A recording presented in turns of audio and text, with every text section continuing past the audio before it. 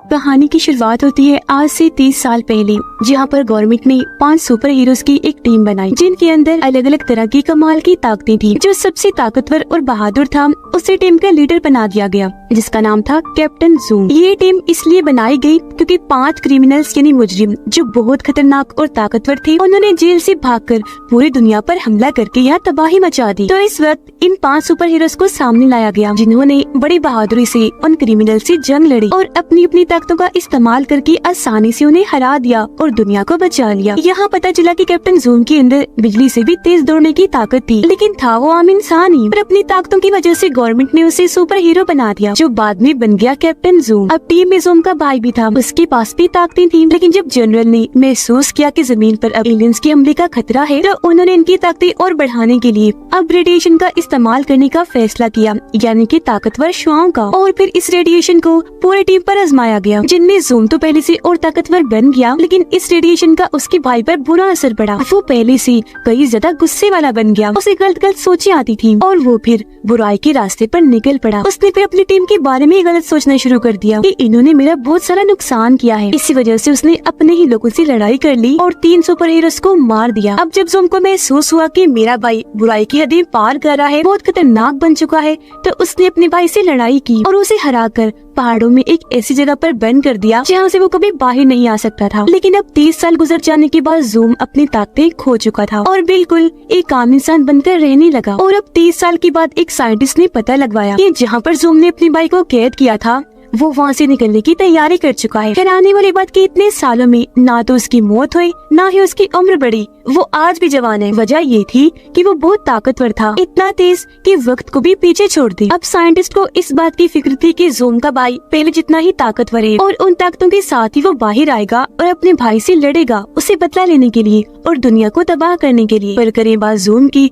वो तो अपनी ताकतें खो चुका है। तो उसका मुकाबला करने के लिए जनरल अपने ही सुपर हीरोज बच्चों की टीम तैयार करने का फैसला करते हैं, जिनके अंदर भी हैरान कुन अलग किस्म की ताकतें पाई जाती हूँ। पर उनके पास सिर्फ 12 दिन का ही टाइम था, क्योंकि 12 दिन के बाद जूम का भाई वहाँ से निकलकर बाहर आ जाएगा। जाहिर है ये टाइम कम ही था, तो इतने कम वक्त में बच्चों को अच्छे से ट्रेन जूम के अलावा और कोई नहीं कर सकता था। पर जनरल ये भी जानते थे कि जूम इसके लिए कभी नहीं मानेगा, इसलिए उन्होंने कैसे भी करके जूम को यहाँ लाने का हुक्म दे दिया, फिर चाहे उसे जबरदस्ती ही क्यों न लाया जाए। उधर जूम आम जिंदगी गुजार रहा था जैक बनकर। उसके पास सिर्फ इतनी ही ताकत बची थी कि वो बस अपनी उंगली से कॉफी फेंट कर तैयार कर लेता था। अब यहाँ जूम यानी जैक के पास साइंटिस्ट और उनकी साथी जो डॉक्टर थी, वो उसे लेने के लिए पहुँच गए। वो कहते हैं कि चलो आपको सुपर हीरोज तैयार करने हैं, पर उसने ये कहकर मना कर दिया कि अब इस दुनिया को नए सुपर हीरोज की कोई जरूरत नहीं है, क्योंकि हर लिहाज से दुनिया महफूज है, यहाँ कोई खतरा नहीं। अब वो लोग जानते थे कि जैक इतनी आसानी से नहीं मानेगा, इसलिए साइंटिस्ट ने उसे बेहोश करने वाला इंजेक्शन दे मारा। वो उसके सीने पर लगा,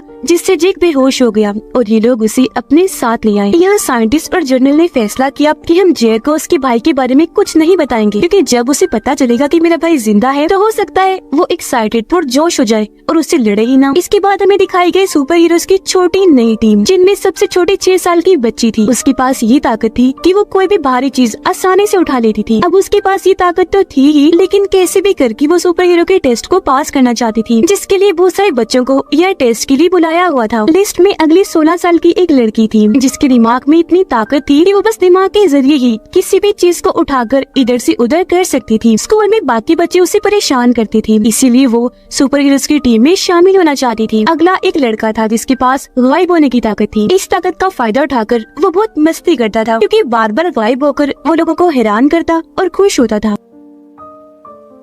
एक बच्चा था 12 साल का, जिसके पास सबसे अलग ही ताकत थी। वो अपने जिस्म के किसी भी हिस्से को फुलाकर बड़ा बना सकता था। अब लैब में जब जैक को होश आई, तो उसके सामने 2 ऑप्शन रख दिए जाते हैं। एक, ये तो वो सुपर हीरोज की टीम को ट्रेन करे। दूसरा, कि अगर वो ये नहीं करता तो झूठे इल्जाम में उसे जेल भेज दिया जाएगा। अब जैक को यहाँ मानना ही पड़ता है, क्योंकि उसके पास और कोई रास्ता नहीं था। अब जैक मिलता है साइंटिस्ट के साथ ही डॉक्टर से, जो उसके कैप्टन जूम होने की वजह से उसकी दीवानी थी। वो इतनी बड़ी फैन थी, इतना उसे पसंद करती थी कि उसने जूम के बारे में सारी किताबें पढ़ ली थी जो लिखी गई थी। अब जब जैक को नई सुपर हीरोज की टीम दिखाई गई, तो वो काफी हैरान रह गया कहता है, अरे ये क्या, छोटे छोटे बच्चे, मुझे यहाँ सुपर हीरोज की टीम तैयार करनी है, ये बच्चों के खेलने की टीम, ये क्या करवा रही है भैया आप मुझसे। जिस पर साइंटिस्ट उसे कहता है कि भले ये देखने में बच्चे हैं, पर इनके पास अनोखी ताकतें हैं। जो कहकर वो उसे हर बच्चे की ताकत के बारे में बताता है। डॉक्टर भी जैक को कहती है कि आपको इन बच्चों को ऐसे ट्रेन करना है कि इनकी ताकतें ट्रेनिंग से ही और बढ़ जाए, क्योंकि इन पर हम उस रेडिएशन का इस्तेमाल नहीं कर सकते, क्योंकि जाहिर है ये बच्चे हैं तो इसका बुरा असर भी बढ़ सकता है। इसके बाद बारी बारी सारे बच्चे आकर अपनी अपनी ताकतें दिखाने लगे। जैसे कोई बच्चा बहुत तेज पलकें चिपका सकता था, तो कोई इतना ज़हीन था कि पढ़ाई में मास्टर निकला। जिसके बाद आखिरकार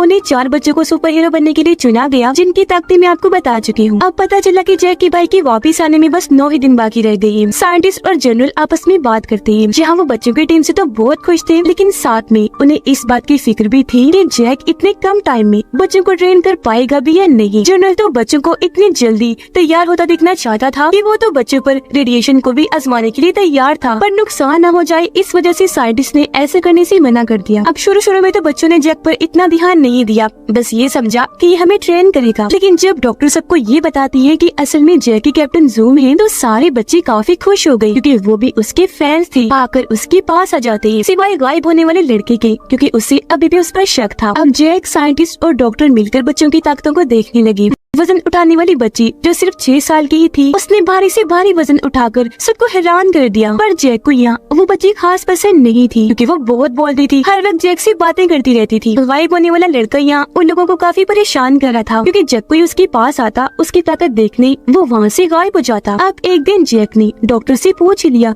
कि आखिर आप लोग बच्चों को ट्रेन करवा कर तैयार क्यों करवाना चाहते हैं, जिस पर डॉक्टर उसे कुछ नहीं बताती। इसलिए नहीं कि जैक से हकीकत छुपानी थी, बल्कि इसलिए क्योंकि वो खुद सच्चाई नहीं जानती थी कि जैक का भाई लौट रहा है। अब डॉक्टर सबके साथ मीटिंग रखती है, बताती है कि बच्चे अपनी जितनी ताकत दिखा रहे हैं, उनके अंदर उससे 1000 गुना ज्यादा ताकत है। वो बस अपने दिमाग की मदद से अपनी ताकतों को रोक रहे हैं। अब इसी बीच जैक भी उनकी मीटिंग में शामिल होने की कोशिश करता है, लेकिन गार्ड्स के जरिए उसे वहाँ से बाहर निकाल दिया जाता है। अब साइंटिस्ट बच्चों और जैक को अपने खास डॉक्टर से मिलवाता है, जो कोई इंसान नहीं था बल्कि एक रोबोट था, जिसे खास इसलिए बनाया जाता है ताकि वो सुपर हीरोज की टीम का साथ दे। अब यहाँ जैक रोबोट डॉक्टर से मिलकर बहुत खुश हुआ और वो उसे और बच्चों को लेकर एक काफी पुरानी जगह पर गया, जहाँ उनकी एक काफी बड़ी स्पेसशिप रखी हुई थी। जैक रोबोट डॉक्टर और बच्चों को चुपके से स्पेसशिप में बिठाता है और उन्हें घुमाने के लिए वहाँ से बाहर निकल जाता है, जहाँ इन लोगों ने रोबोट डॉक्टर की मदद से बहुत मजे से खाना खाया, क्योंकि वो अपने मशीन वाले हाथों से इनके लिए फास्ट फूड और आइसक्रीम उठा कर लाया था। लेकिन जल्दी खबर टीवी पर आ गई, क्योंकि किसी ने उनके स्पेसशिप की वीडियो इंटरनेट पर डाल दी थी, जिससे सबको ये लगा कि फास्ट फूड और आइसक्रीम खाने वाले एलियंस का जमीन पर हमला हो गया है। लेकिन जब ये बात साइंटिस्ट और डॉक्टर को पता चली कि ये काम जैक का है, तो उन्हें बहुत बुरा लगा। लेकिन क्योंकि वो कैप्टन ज़ूम था,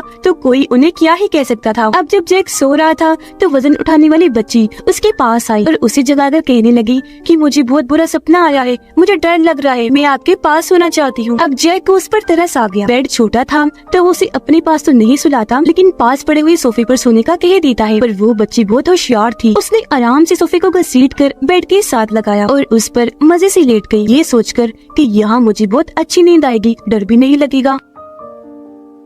अगले दिन साइंटिस्ट ने सभी बच्चों को एक ऐसे कमरे में भेजा जहाँ पर बहुत सारे रंगीन बॉल्स थी। उनसे बच्चों पर शूट किया जाएगा और बच्चों को ट्रेनिंग दी जाएगी कि शॉट से, गोली से कैसे बचते हैं। जहाँ बच्चों ने बहुत अच्छे से अपनी ट्रेनिंग की और फिर इसके बाद उन्हें रनर पर भागना भी सिखाया ताकि वो और तेज दौड़ना सीख सके। जिसके बाद उन्होंने जैक के साथ मिलकर अपनी ताकतों की और अच्छे से ट्रेनिंग की। अब हालांकि उनकी ताकतें यहाँ बढ़ रही थी, पर अभी भी बहुत कुछ बाकी था। अभी सब ट्रेनिंग के बाद सारे बच्चे काफी थक गए और एक जगह पर आकर बातें करने लगते हैं। गायब होने वाला लड़का कहता है कि सबको अपनी अपनी पड़ी है, हम बच्चों की किसी को कोई परवाह नहीं, और जैक भी सब पैसों के लिए ही कर रहा है। अब जब जैक को पता चला कि उस बच्चे ने ये बात की, तो वो उसके कमरे में गया, जो खास इसलिए बनाया गया था ताकि वो वहाँ से गायब ना हो सके। उसके पास जाकर जैक उसे बचपन में अपने और अपने भाई की सुपर हीरो बनने वाली बात बताता है। यह उस बच्चे को पता चला कि कैप्टन ज़ूम का वो असली भाई था जिसे कैद कर दिया गया। अब जैक अपने भाई के बारे में बात करके काफी जज्बाती हो गया। फिर वो थोड़ी देर के लिए उस बच्चे को कमरे से निकाल कर बाहर लेकर आया, क्योंकि उसे महसूस हुआ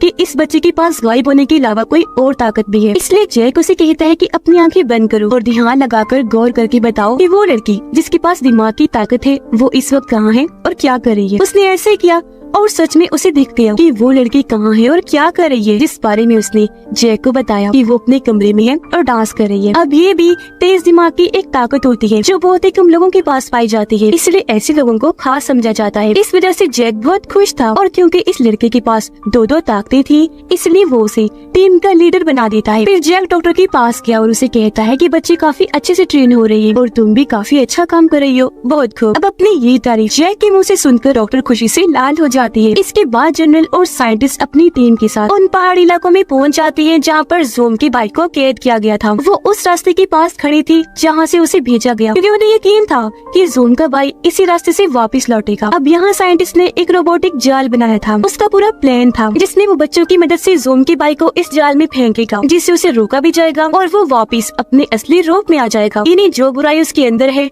जिसने उसे बुरा बनाया हुआ है, वो हमेशा के लिए उसके अंदर से निकल जाएगी। अब जब जैक के भाई के आने में 48 घंटे रह गई थी, तो डॉक्टर सब बच्चों के लिए पार्टी रखती है जिसमें सभी बहुत एंजॉय करते हैं और डांस भी। इसमें गायब होने वाला लड़का दिमाग की ताकत वाली लड़की के साथ डांस कर रहा था और जैक डॉक्टर के साथ कर रहा था। पर तभी यहाँ जनरल ने आकर ये सब रुकवा दिया, जिससे उनका सारा मजा किरकिरा हो गया। अब तभी यहाँ जैक देखता है कि उस रेडिएशन को यहाँ पर लाया जा रहा है। वो समझ गया कि इन बच्चों के साथ भी वही किया जाएगा जो 30 साल पहले मेरी और मेरी टीम के साथ किया गया था। रेडिएशन को इन पर भी आजमाया जाने वाला था। उसने भी जनरल को मना किया कि रेडिएशन बच्चों के लिए ठीक नहीं, मत करो इसका इस्तेमाल। लेकिन जनरल तो कुछ सुनने को तैयार ही नहीं था। वो अपने फैसले पर अटल रहा। पर जैक ऐसा होने नहीं दे सकता था। उसने आधी रात को सब बच्चों को जगाया और उन्हें अपने साथ एक जगह पर लाकर जनरल का प्लान बताया। और यहाँ वो ये फैसला भी कर लेता है कि मैं बच्चों को इस चीज से बचाऊंगा।